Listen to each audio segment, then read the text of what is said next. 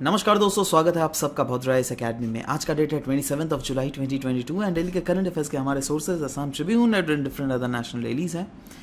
यहाँ पे आ जाते हैं मेन चीज़ के बारे में, दैट इज पीडीएफ। इस पूरे सेशन का पीडीएफ जो है ना नीचे डिस्क्रिप्शन सेशन में लगा दिया जाएगा। तो चलिए शुरुआत करते हैं।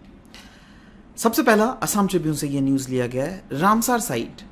जी हाँ दोस्तों, रामसार साइट, रामसार लिस्ट में 5 मोर रामसार साइट्स को इंक्लूड किया गया है। प्रीलिम्स पर्सपेक्टिव में डायरेक्टली पूरा ज़्यादा इंपॉर्टेंट है, राइट। 3 ऐसे साइट्स हैं जिसको तमिलनाडु से इंक्लूड किया गया है।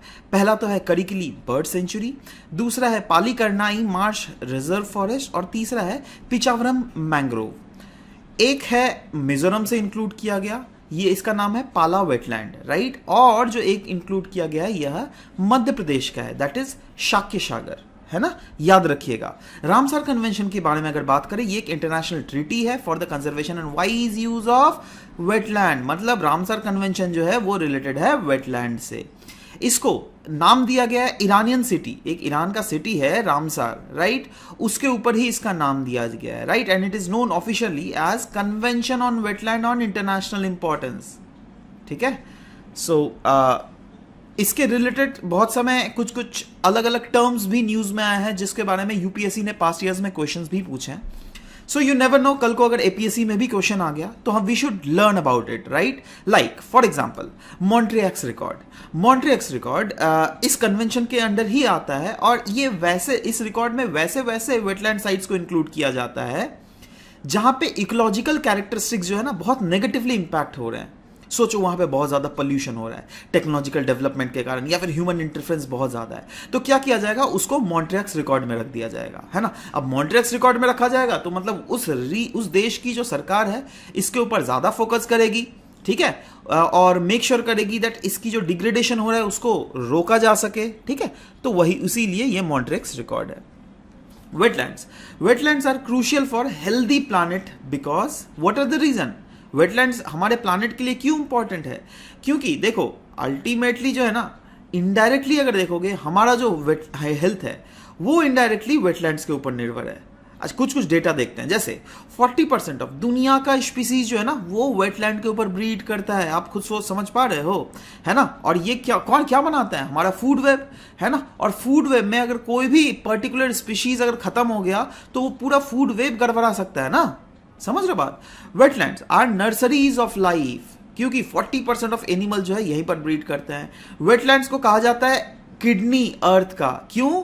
क्योंकि ये बहुत सा जो घातक इन्वायरमेंटल पॉल्यूटेंट्स है ना उनको क्लीन करने में बहुत एक महत्वपूर्ण भूमिका निभाता है। यही नहीं, wetland matters for climate change as well. क्यों? क्योंकि यहाँ पे लैंड बेस्ड कार्बन जो है ना, around 30% of land based carbon जो है इन रीजन्स में ही स्टोर किया जाता है।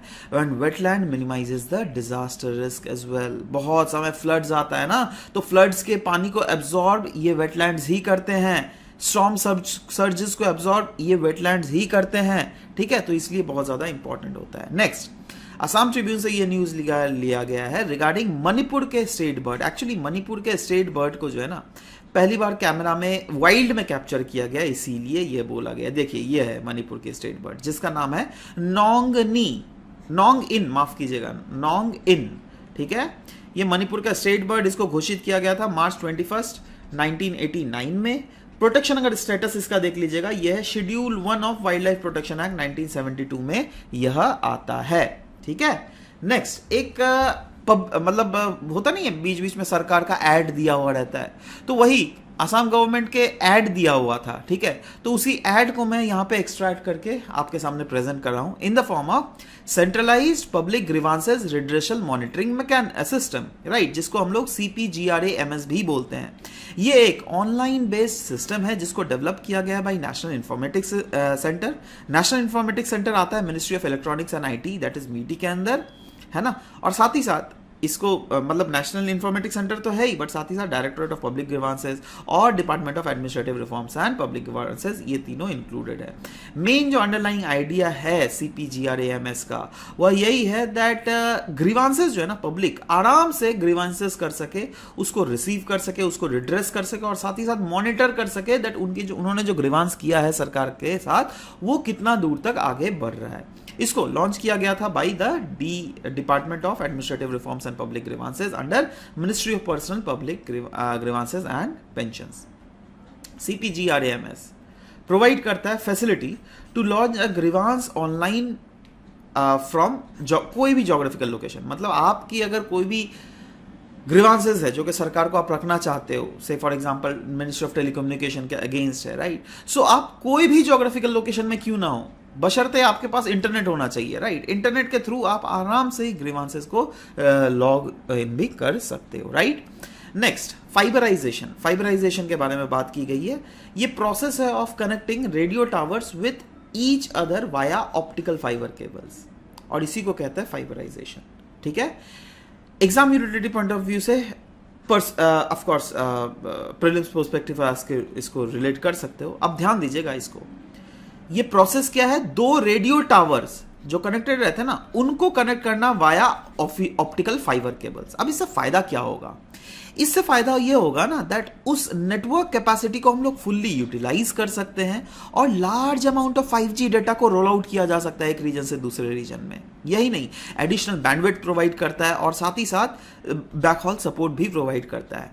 Fire based media, commonly called optical media, provides almost infinite bandwidth and coverage, low latency मतलब समझते हो, जैसे क्या होता था ना, जैसे आप फेसबुक का पेज खोले तो बहुत लेट से खुलता था ना, गूगल का पेज पहले बहुत लेट से खुलता था, बट अभी खोलते हो पट से खुल जाता है, एकदम आंख पलक झपकते खुल जाता है। इसका मतलब क्या, लो लेटेंसी, जितना लो लेटेंसी उतना फास्ट इंटरनेट, समझ रहे हो, तो वही सब चीजें प्रोवाइड किया जा रहा है। नेक्स्ट, PIB का ये न्यूज था regarding India Japan maritime partnership exercise. तो ऑफ कोर्स कोई भी देश दूसरे देश के साथ मैरीटाइम पार्टनरशिप एक्सरसाइज क्यों करती है पता है, क्योंकि जिससे इन्हांस किया जा सके interoperability between the navy of two countries, जिससे इन्हांस किया जा सके कम्युनिकेशन और सीमैनशिप को स्ट्रीमलाइन किया जा सके। यूनिक फीचर्स इस India Japan maritime partnership exercise का यह है that INS Sukanya which is named after notable women from Indian epics, तो उनको भी इंक्लूड किया गया है। दूसरे अदर एक्सरसाइज जो है जो कि जापान के साथ भी हम लोग कर सकते हैं वो है Japan India maritime exercise, that is JIMEX, और मालाबार एक्सरसाइज, जो कि of course India, US, Japan और ऑस्ट्रेलिया भी एक साथ करती है। कुछ अदर कंट्रीज के साथ भी हम लोग मैरीटाइम एक्सरसाइज करते हैं, जैसे कतर के साथ हम लोग ज़ैरल बाहर करते हैं, वैसे ही SIMBEX, that is Singapore India maritime bilateral exercise को सिम्बेक्स कहा जाता है। इंडोनेशिया के साथ समुद्र शक्ति, UK के साथ कोंकण शक्ति, राइट, वैसे ही इंडियो थाई कॉर्पैट या फिर कॉर्पैट भी बहुत समय हम लोग बोलते हैं, वो किया जाता है with India Thailand coordinated petrol, ठीक है, तो थाईलैंड के साथ अपन करते हैं। नेक्स्ट, ऑपरेशन हॉक आइज के बारे में एक बहुत छोटा सा आर्टिकल था एज सच।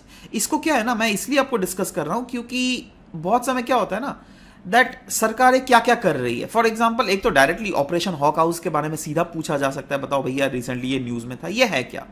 तो इसके तहत दिल्ली पुलिस क्या कर रही है ना, एक स्ट्रीट क्राइम को रोकने के लिए एक इनिशिएटिव ले रही है ना। और ये इनिशिएटिव क्या है दैट बहुत समय क्या होता है ना, चेन स्नैचर्स होते हैं, तो उनको पकड़ने के लिए एक फोर्स बनाया जाएगा, और वही फोर्स किस ऑपरेशंस के अंडर, वो है ऑपरेशन हॉक आइज। इसके तहत कुछ लोगों को बोला जाएगा, मतलब कुछ स्पॉटर्स को ट्रेन किया जाएगा, रिक्रूट किया जाएगा इन लोगों को पकड़ने के लिए, है ना, क्योंकि इन लोगों की बिहेवियर क्या होती है ना। अब सोचिए इन लोगों को बिहेवियर पता चल गया और हम लोगों ने टीम लगा दिया, तो ऑटोमेटिकली अगर कल को चेन स्नैचिंग हो जाए तो उसको रोका जा सकता है ना, समझ लो बात। तो इसी के लिए बेसिकली ऑपरेशन हॉक आइज को लॉन्च किया गया है। कोई शक यहाँ पे। और मोर ओवर आप बाई चांस अगर ऐसे कल कोई क्वेश्चन आ गया, सोचो मेंस में, दैट हाँ भाई आसाम में आपका जाके, या फिर मेन आसाम के मेजर टाउन्स में, बड़े बड़े सिटीज़ में, जैसे गुवाहाटी, जोरहाट ले लो, नौगांव ले लो, तो ये सब रीजन्स में जो है चेन स्नैचिंग के इंसिडेंट्स बढ़ रहे हैं। इसको रोकने के लिए हमें क्या करना चाहिए? तो हम लोग ये सिंपली लिख सकते हैं दैट जैसे दिल्ली गवर्नमेंट ने ऑपरेशन हॉक आइज को लॉन्च किया, तो उसी लाइंस में हम लोग भी कुछ ऐसा लॉन्च कर सकते हैं। समझ रहे हो? इसीलिए मेरा एम है दैट आप लोग चीजों को जानो, है ना, जिससे आपका फायदा हो सके। आशा फॉर एल्डरी, देखो एक्चुअली एक आर्टिकल आया था, ठीक है, इंडियन एक्सप्रेस में। उस आर्टिकल के तहत कुछ कुछ डेटाज दी गई थी, और उस डेटा को मद्देनजर देखते हुए कुछ कुछ सजेशंस दी गई थी, जिसमें बोला गया है जैसे आशा वर्कर्स जो काम करती है ना बच्चों के लिए, वुमेन्स के देखभाल के लिए, वैसे ही आशा वर्कर्स क्यों ना एल्डरीज के लिए भी काम कर सके, है ना। तो सवाल होता है, सबसे पहले तो उन डेटास को डिस्कस करते हैं जो क्या आर्टिकल में दिया गया था, उसके बाद इसको प्रॉपर्ली हम लोग एनालाइज करते हैं। फॉर एग्जांपल स्टेटस अगर देख लीजिएगा एल्डरी पॉपुलेशन इंडिया में, तो वो मैं ऐसा फालतू डेटा नहीं ले रहा हूं, यूनाइटेड नेशंस का डेटा ले रहा हूं। यूनाइटेड नेशंस का world population ageing report note करती है दैट इंडिया का एजिंग पॉपुलेशन जो है, जो एजिंग पॉपुलेशन मतलब वैसा पॉपुलेशन जो कि 60 इयर्स या फिर 60 इयर्स से ऊपर है, तो कहा जा रहा है 2050 तक ये इंक्रीज ही होने वाला है। अभी तो वैसे देख लीजिएगा 2011 के सेंसस के आधार पर अराउंड 8% था, बट वो 2050 तक इंक्रीज होकर 20% हो जाने वाला है। इनफैक्ट बोला जा रहा है दैट बाई 2050 परसेंटेज जो है ना वो कहीं ना कहीं पास से अराउंड 326, 3 से भी देखो ना, 8 2 16, 8 3 24, राइट। तो अल्टीमेटली उससे भी ज्यादा गुना बढ़ जा रहा है, राइट। तो इसीलिए यहां पे बोला है दैट ये इंक्रीज बहुत ज्यादा होने वाला है। इनफैक्ट एजेड जो पॉपुलेशन है ना 80 ईयर्स से अबव के, उनका तो पॉपुलेशन और भी ज्यादा इंक्रीज करने वाला है बाई 700%, ठीक है। ये आने वाले समय में ऐसा होने वाला है।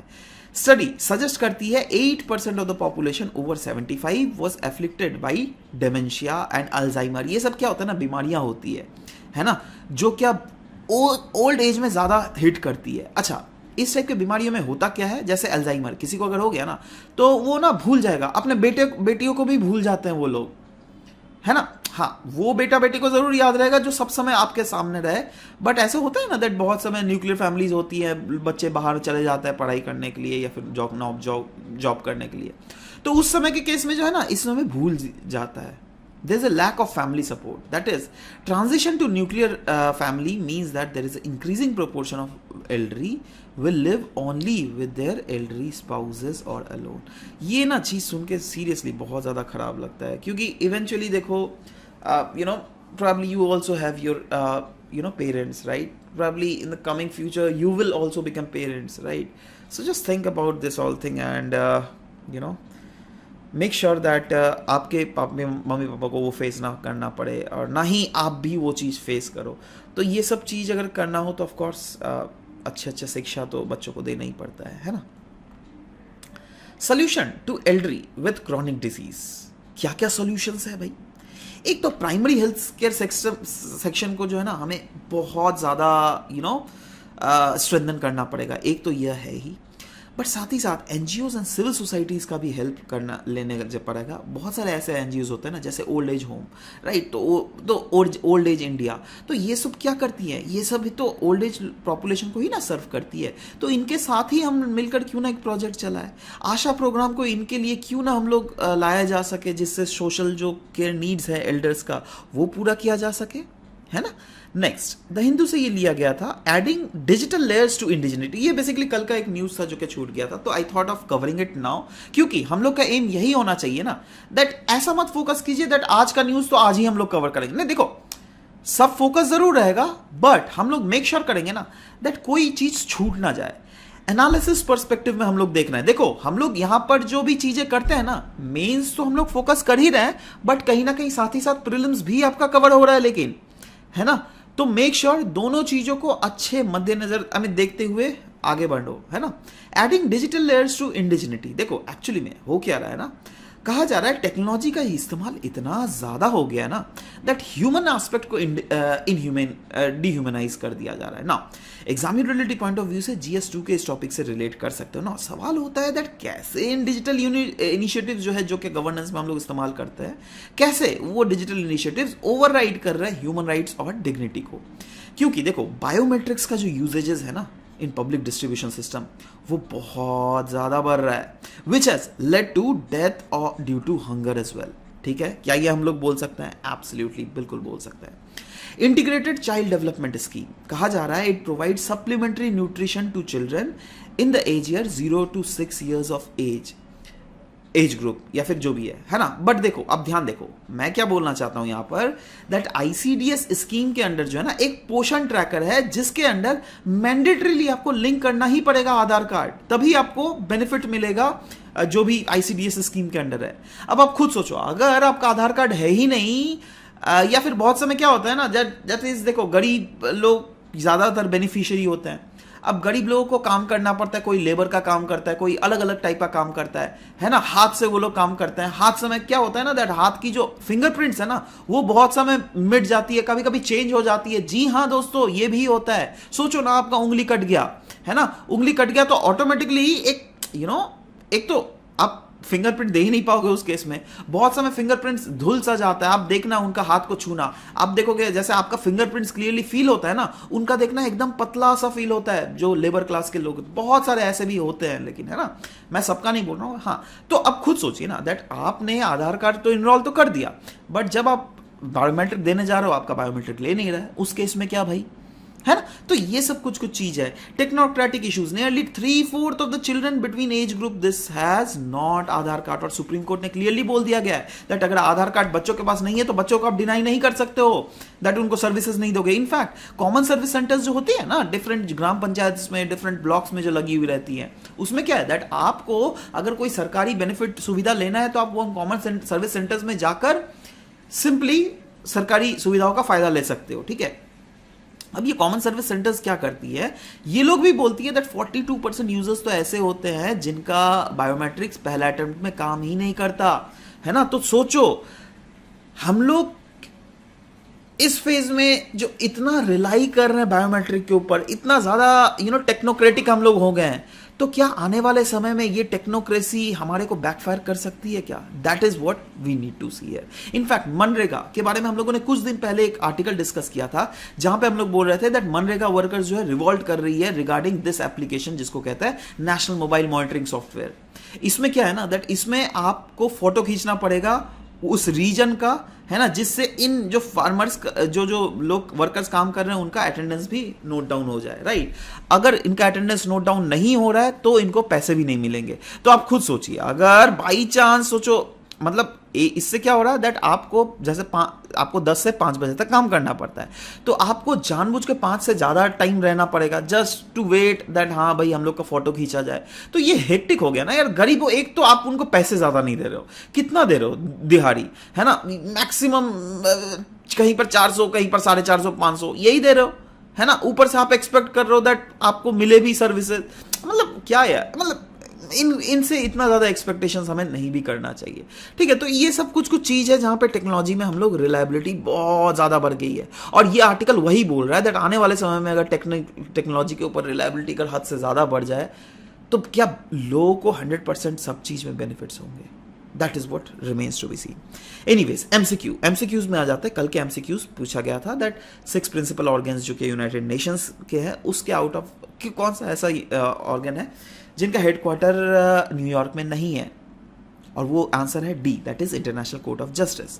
दूसरा क्वेश्चन था कोस्टल वल्नरेबिलिटी इंडेक्स, इंक्वाइस के द्वारा निकाला जाता है, और दूसरा वेस्ट बंगाल ऑफ कोर्स ज़्यादा ही सफ़र कर रहा है ड्यू टू कोस्टल इरोजन। तो दोनों के दोनों स्टेटमेंट बिल्कुल सही थे, इसलिए C will be the correct answer. पार्टन गाइस, है ना।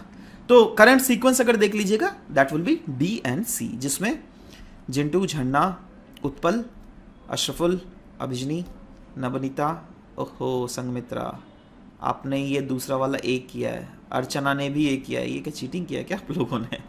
चलो कोई नहीं। अब्दुल का सही है, पल्लव का सही है, आकाश, Sujeet, Suresh, Momi, Mopran, hustle bustle, Bhagyashree. Hustle bustle ji आपका एक्चुअल नाम क्या है यार, ये तो बता दो। हसल बसल तो नहीं होगा। हरिप्रिया, जूरी एंड गार्गी। चलो ठीक है, दो जनों को छोड़ के बाकी सब ने सही आंसर दिया है। Very good. आज का आंसर दीजिए, ठीक है। Maritime exercise Samudra Shakti is being conducted with which among the following countries? Indonesia, Nepal, Bangladesh या Sri Lanka? Next, consider the following statement. पहला स्टेटमेंट है centralise public grievances redressal and monitoring system that is CPGRAMS is a facility to launch grievances online from any geographical location. दूसरा statement है it enables the citizen to track online the grievances being followed up with department concerned. Match the correct answer. One only, two only, both one and two, neither one nor two. Next question. Consider the following statement about fiberization. ये एक process है of connecting radio towers with each other via optical fibre cables, और दूसरा है it aids in providing additional bandwidth and stronger backhaul support. आपको इसमें incorrect statement choose करना है. One only, two only, both one and two, neither one not two. नीचे comment section में बिल्कुल लिखना नहीं भूलिएगा. Will wait for your answer to come up. Right, this was all about the discussion for today's class. Will be meeting in next session. Till then bye bye, take care and thank you guys. Thank you for listening to the whole video. Thank you very much.